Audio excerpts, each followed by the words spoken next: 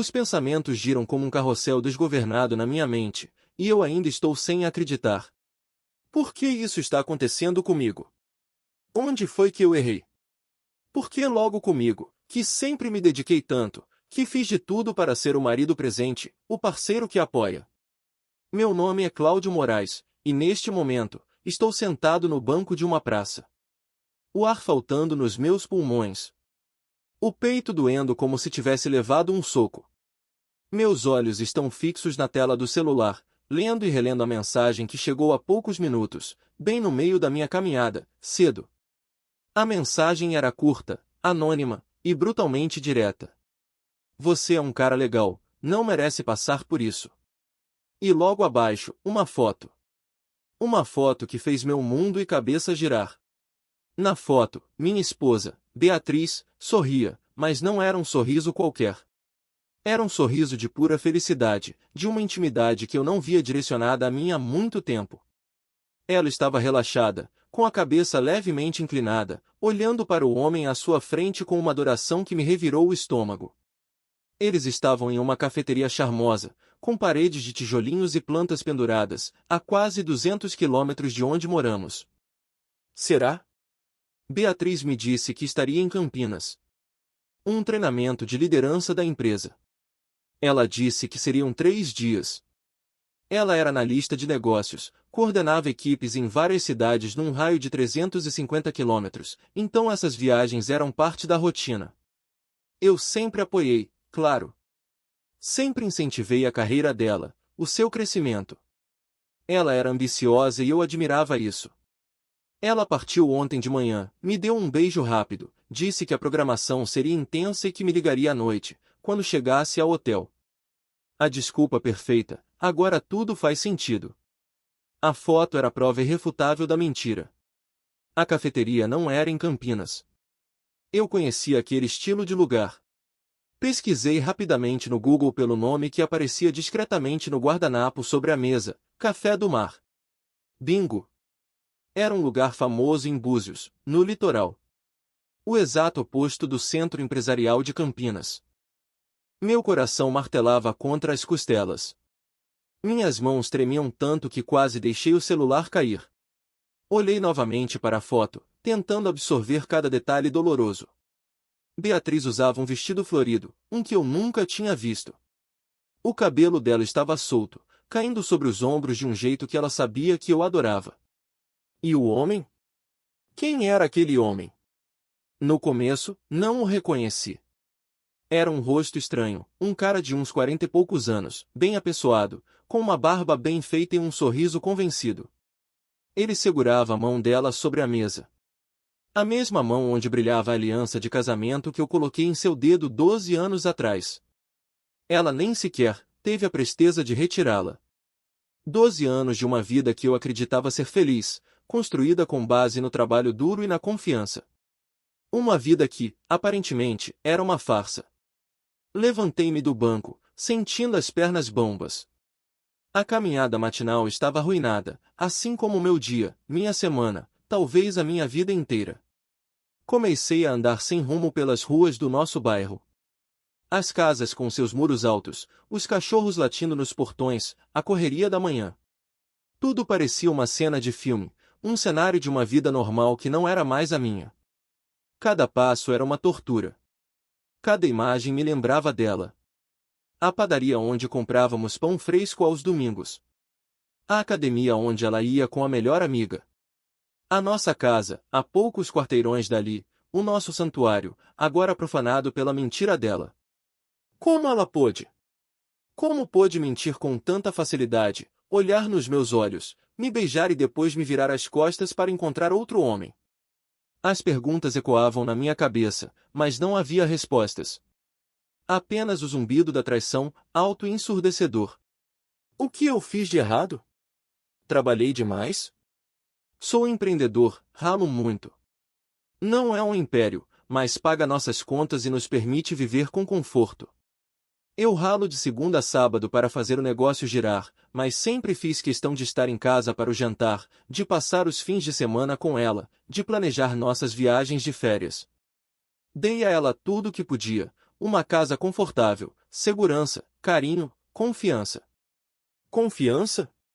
Acho que esse foi meu maior erro, já que no nosso namoro, ela me traiu uma vez, achei que tivéssemos passado por cima, mas depois de 12 anos? Quando finalmente cheguei em casa, a sensação de vazio foi avassaladora. A casa estava silenciosa, limpa e arrumada do jeito que ela gostava. O cheiro do perfume dela ainda pairava no ar. Fui até o nosso quarto para tomar um banho e tentar dar uma relaxada.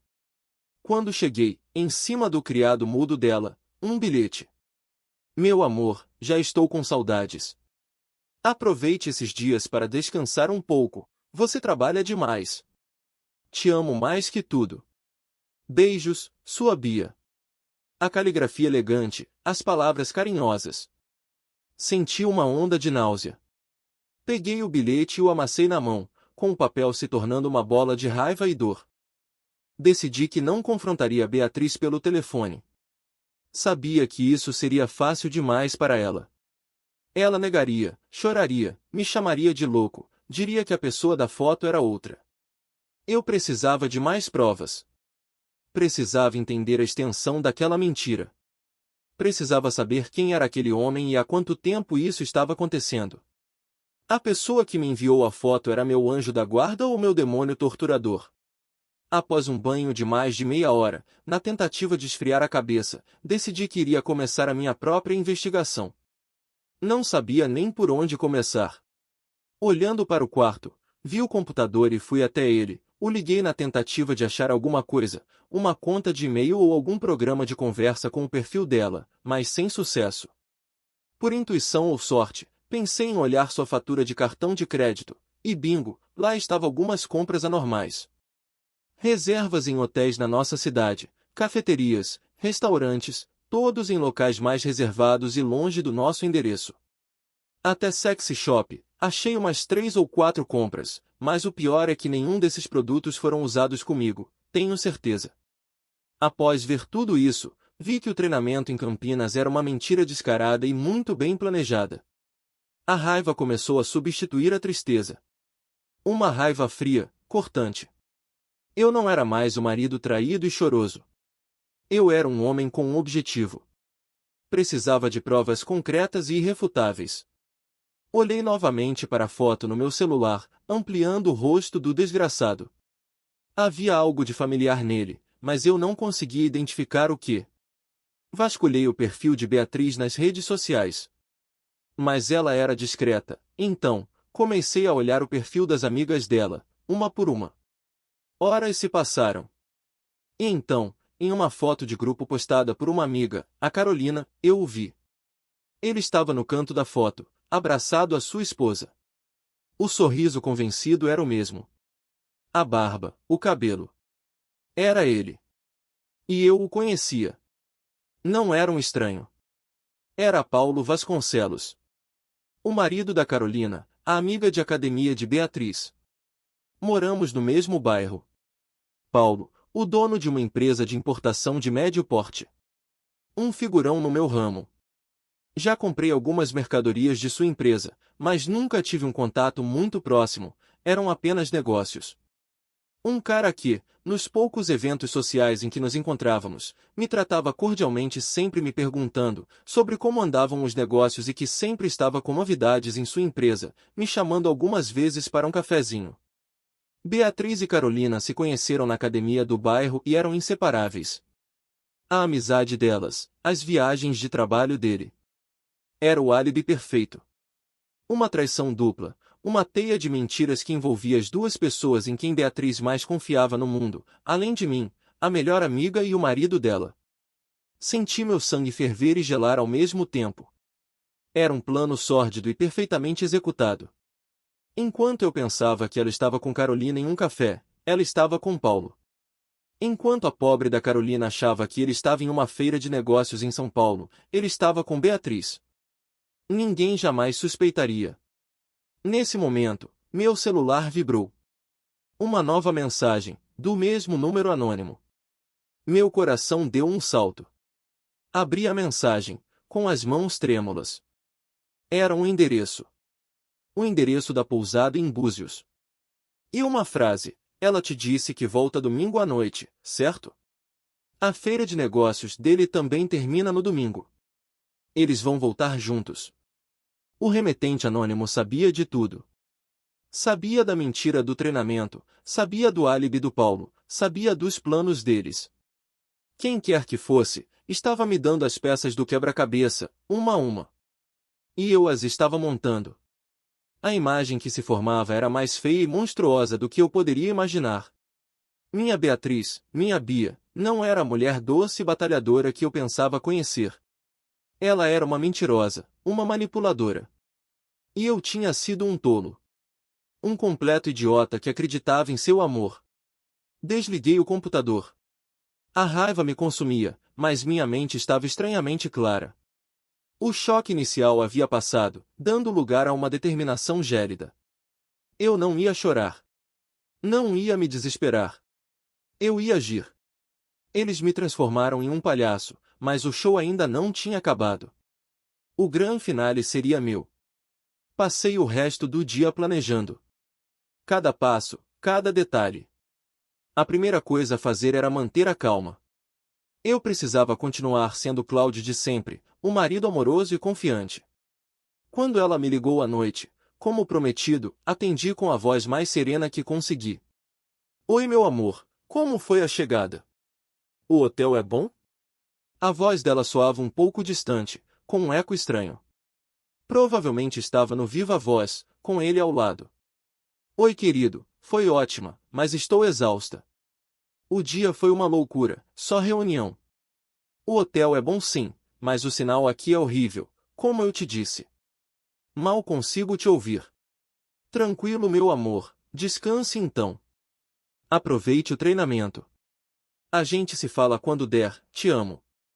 Também te amo, meu amor, e estou ansiosa para voltar para você. Beijo. Antes de desligar o telefone, ouvi uma risada ao fundo, aquilo me fez sentir ainda mais raiva. Respirei fundo. O cinismo na voz dela era palpável. Cada eu te amo era uma adaga no meu peito. Mas eu não deixei transparecer. Minha mente estava fervendo, meu coração pulsando mais rápido, me senti em um jogo de estratégia, apenas esperando o momento certo para agir. Ela nem imaginava o que estava prestes a acontecer. Minha mente começou a trabalhar em alta velocidade. Perguntas como: o que posso fazer para dar o troco? Como será minha volta por cima? Foi quando me lembrei de um detalhe. O final de semana seguinte era a data da tradicional Festa da Amizade do nosso bairro, um evento anual que acontecia na praça principal, com barraquinhas de comida, música ao vivo e aquela alegria forçada de vizinhos que mal se cumprimentam durante o ano. Beatriz adorava. Para ela, era uma oportunidade de socializar, de ser vista, de manter as aparências da nossa vida suburbana perfeita. Para mim, este ano, seria o primeiro teste da minha nova persona, um marido dedicado e alheio a tudo. A preparação começou horas antes. Enquanto Beatriz se arrumava, cantarolando uma música qualquer na frente do espelho, eu estava no pequeno escritório de casa, olhando para um dos produtos mais vendidos da minha loja. Um rastreador GPS minúsculo, do tamanho de uma moeda, com uma bateria que durava semanas. Discreto, potente, quase impossível de ser detectado.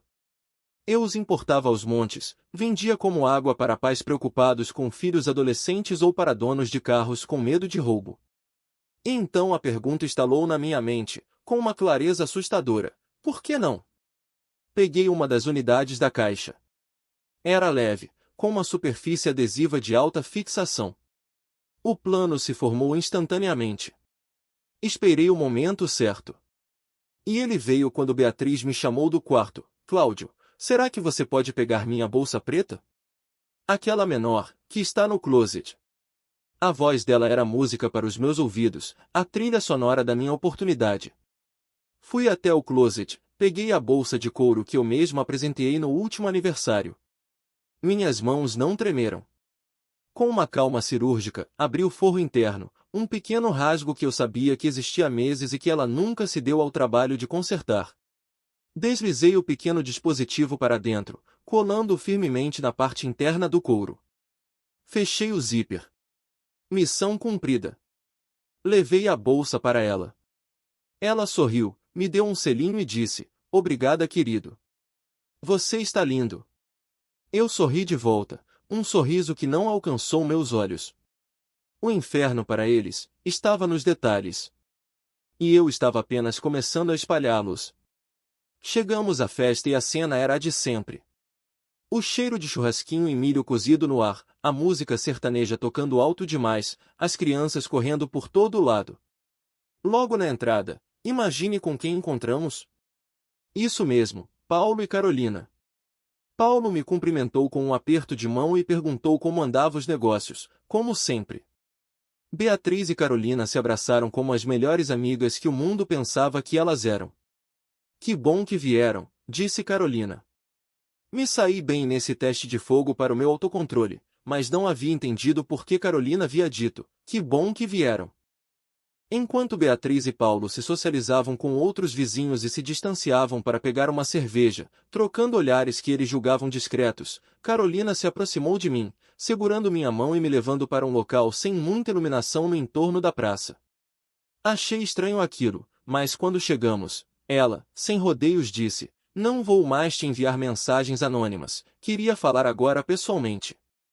Com um estalo em minha mente, olhei dentro dos seus olhos e disse, eu já desconfiava. Como você descobriu? Perguntei, com a voz baixa. A fatura do cartão de crédito. Sabia que não era sorte ou intuição. Ela continuou, uma pousada em Búzios, hotéis em pontos distantes na cidade, sexy shop. Pensei, será que a fatura que viera mesmo a de Bia? Mais tarde descobri que era dele, e por algum motivo, Bia havia guardado em casa, provavelmente, ele a tem entregado para esconder de Carolina. Ele disse que era uma viagem de negócios para Macaé, completou Carolina. A desculpa era tão esfarrapada que eu decidi investigar. Contratei um detetive particular. Ele me entregou as fotos na sexta-feira. A mesma foto que você recebeu, e algumas outras piores. Ela respirou fundo, tentando controlar a emoção. Eu não podia te contar pessoalmente, não sabia qual seria sua reação. Não sabia se você acreditaria em mim ou nela. Então, enviei as mensagens. Eu precisava que você soubesse. Eu precisava de um aliado. Naquele momento, sob a luz fraca dos postes da praça, uma aliança sombria foi selada. Não éramos mais apenas duas vítimas. Éramos parceiros. Ela não queria um divórcio escandaloso. Assim como eu, ela queria retribuição. Uma vingança que os humilhasse na mesma proporção em que nos humilharam. Semana que vem, completo 40 anos e vou dar uma festa. Acho que será o melhor cenário para o que quero fazer, Carol disse, com seus olhos brilhando com uma luz perigosa. Sim, será o palco perfeito. Contei a ela sobre o meu plano, ainda em seus estágios iniciais. Ela ouviu atentamente, concordando com a cabeça. Estávamos na mesma página. De repente, ela olhou por cima do meu ombro, na direção onde os traidores estavam. Fique atento. Hoje eles vão aprontar de novo. Tenho certeza.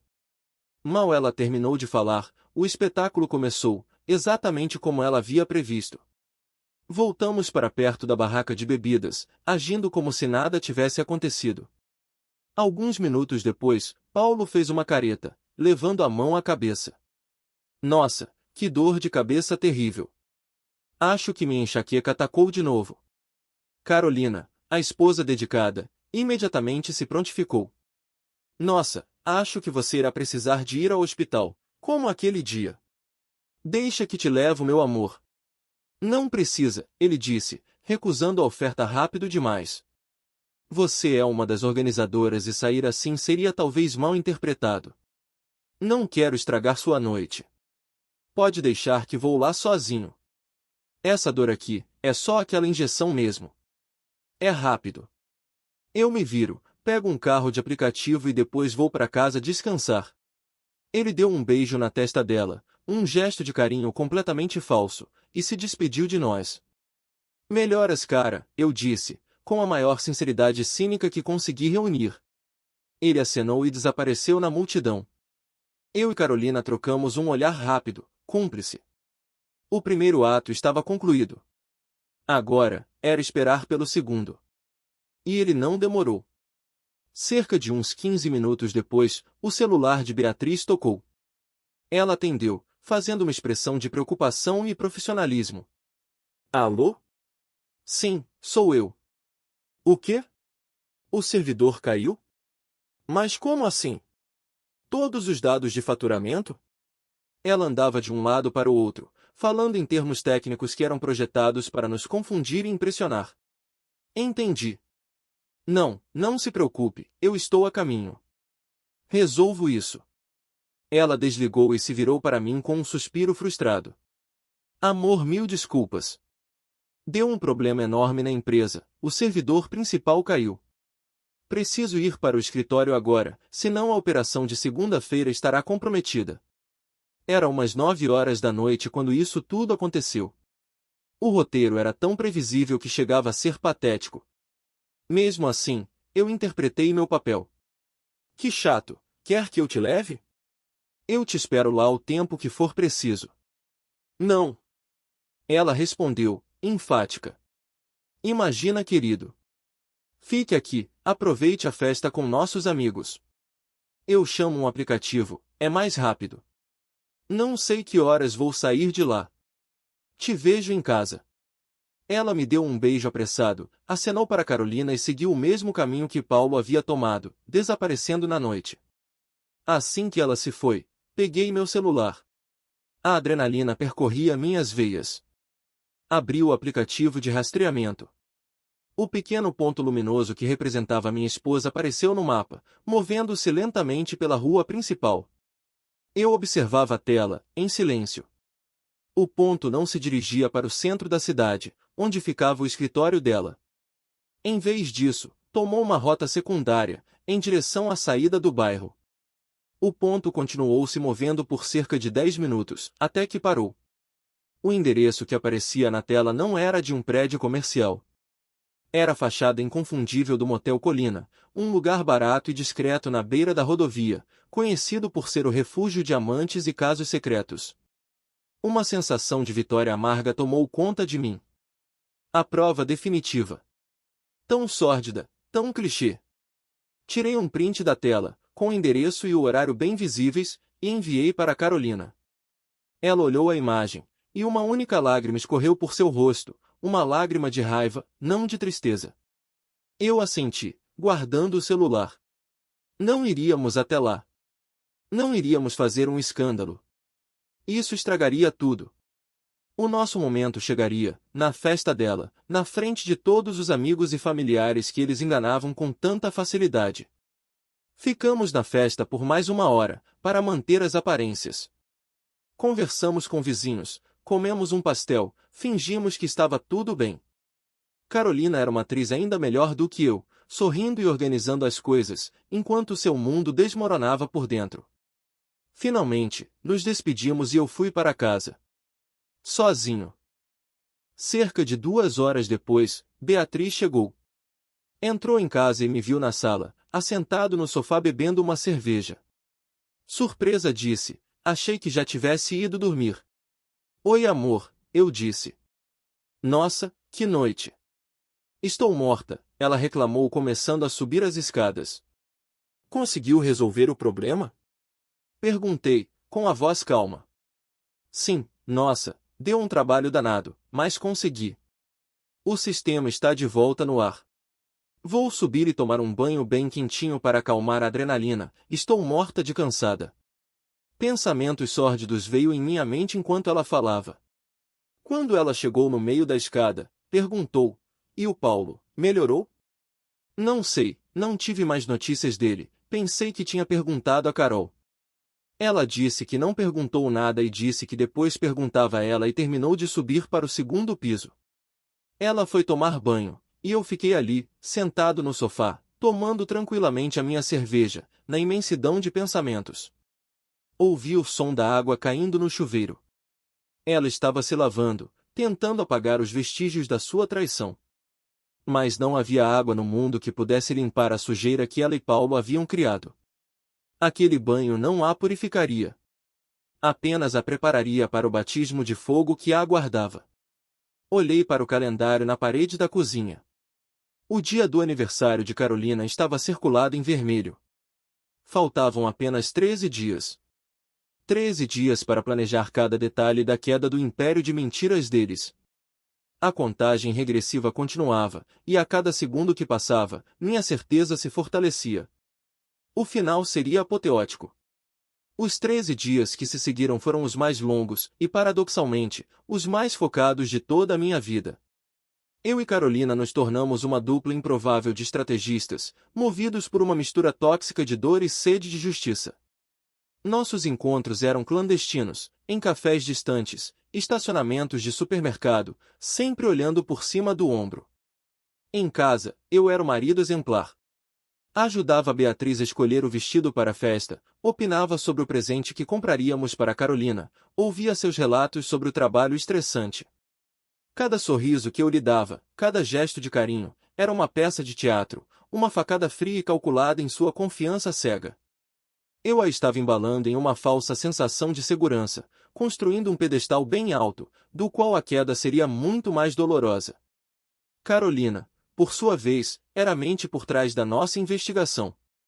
A traição a despertou de uma letargia de anos. Ela, que sempre fora esposa troféu, a anfitriã perfeita, revelou-se uma investigadora nata.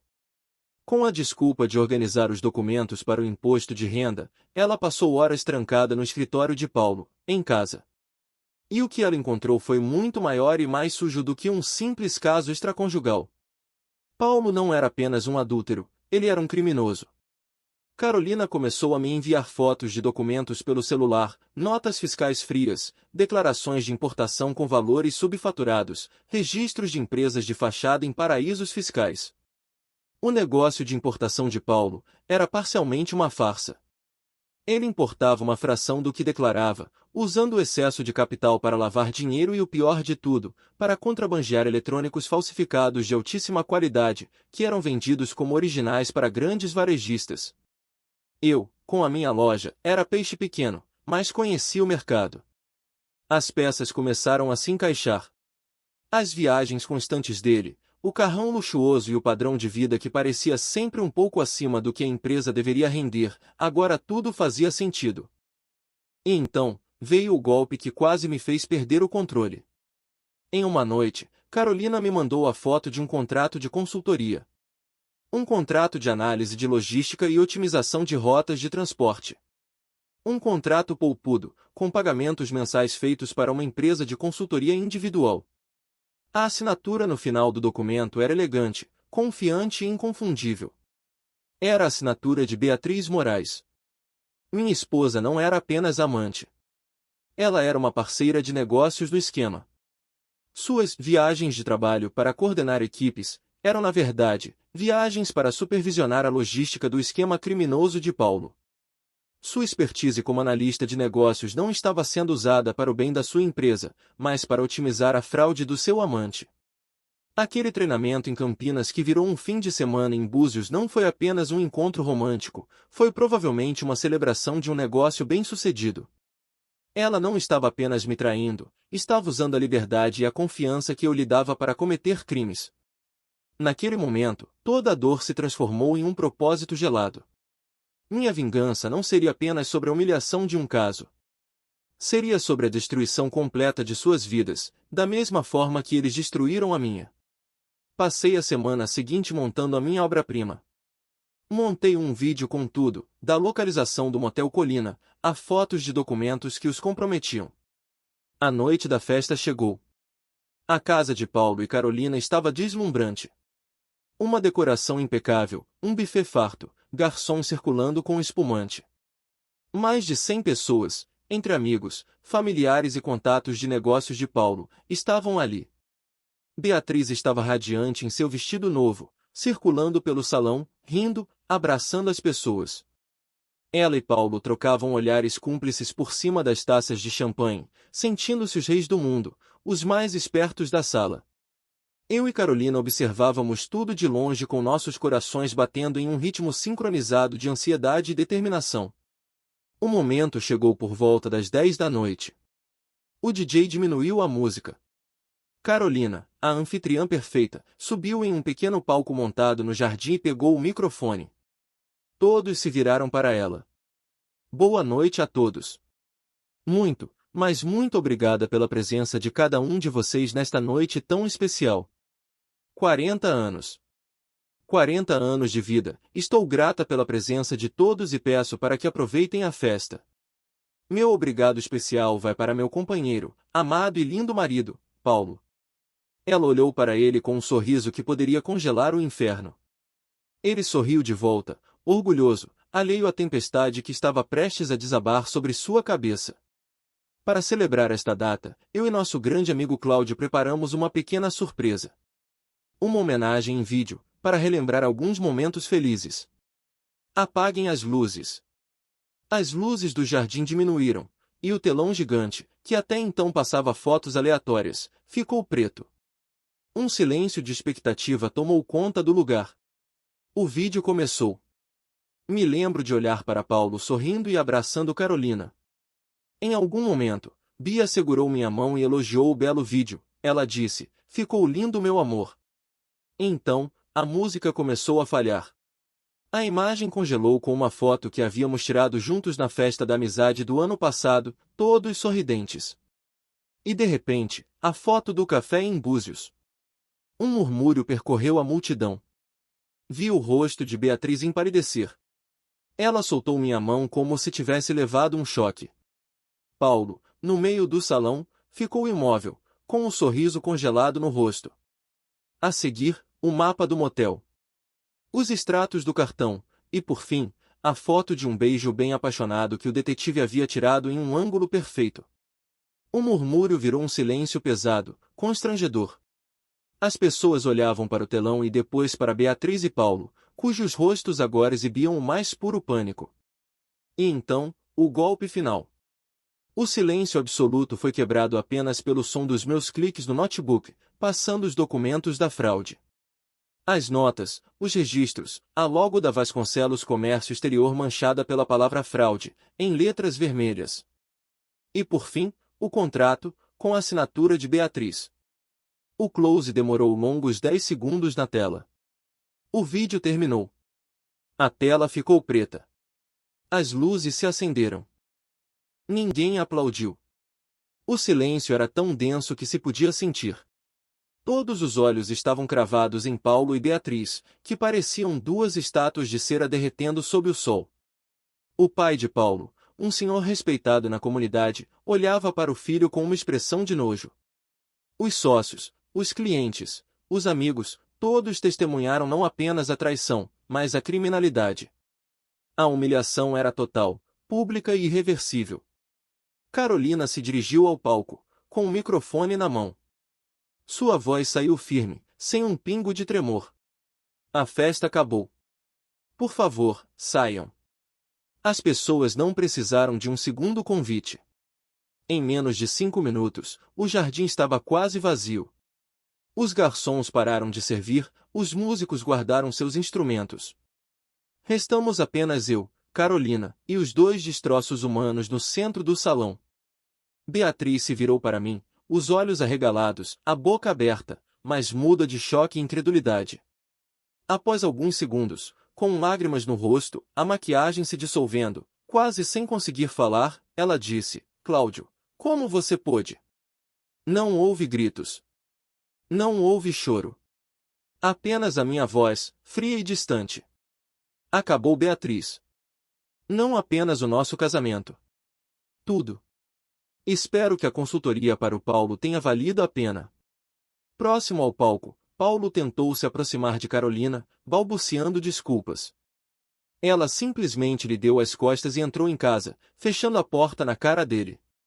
Eu, por outro lado, peguei minhas coisas e fui para um hotel que ficava no centro e deixei Beatriz ali, junto com um amante cúmplice. A noite terminou ali, mas a história não. Na manhã seguinte, um dossiê completo, montado por mim e por Carolina, com todas as provas da fraude, foi entregue anonimamente na sede da Receita Federal e na Delegacia de Crimes Financeiros. A investigação foi rápida e implacável.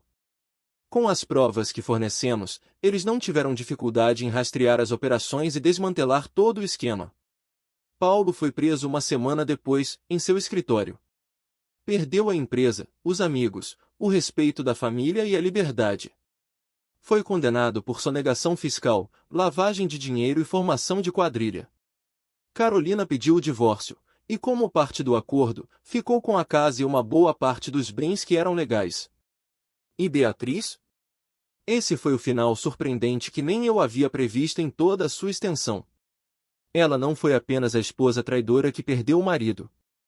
A investigação provou a sua participação ativa no esquema.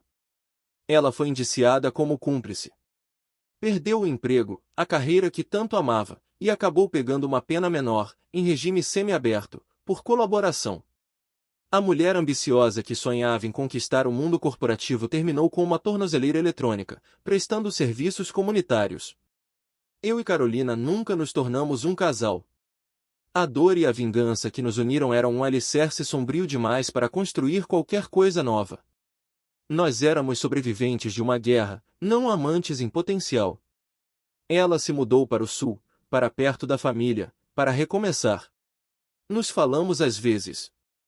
Um aceno de cabeça virtual entre dois veteranos que compartilham a mesma cicatriz. Eu vendi a loja de importados. Não conseguia mais olhar para aquelas mercadorias sem me lembrar de tudo. Com o dinheiro, abri um pequeno café, em outra cidade, sem grandes ambições. Um lugar para recomeçar. Beatriz tentou me ligar por algumas vezes, pensando que poderia perdoá-la, mas ela não sabe mais nada sobre mim. Ela ainda pensa em mim como Cláudio, o cara legal, que perdoou no namoro, mas ela está errada. O cara legal morreu naquele banco de praça. E honestamente, eu não sinto a menor falta dele.